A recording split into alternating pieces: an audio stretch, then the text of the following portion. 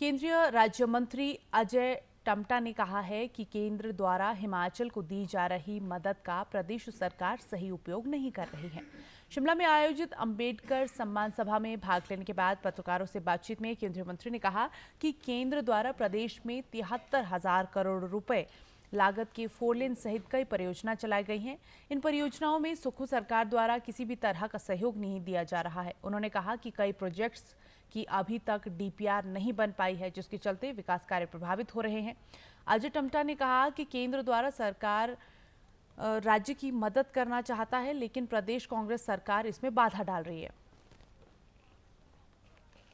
लगभग हमारे 73,000 करोड़ के काम हमारे हिमाचल के अंदर हो रहे हैं। उसमें NHAI DCL का भी NHAI के काम है, NHPWD स्टेट के काम है, हमारे CRI आपके काम है, हमारे सेतु बंधन के काम है, हमारे एनुअल प्लान के प्रोग्राम है। मगर उन सब के लिए हमको जो यहाँ की स्टेट गवर्नमेंट के माध्यम से हमको जो लैंड एक्विजिशन चाहिए, हमको समय से यहाँ के सर्टिफिकेट्स चाहिए, वो सर्टिफिकेट्स और वहाँ समय से हमको ज़मीनें नहीं मिलने के कारण से, राज्य सरकार का योगदान नहीं मिलने के कारण से जो पैसा हम दे रहे हैं, हम और पैसा यहाँ देना चाहते हैं।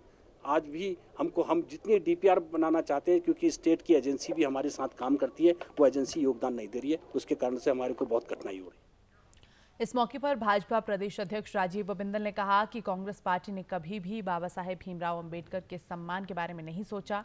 वहीं मोदी सरकार बाबा साहेब को पूर्ण रूप से मान सम्मान दे रही है। केवल उस परिवार को आगे बढ़ाने की चिंता करना, उसी के लिए चिंता करना।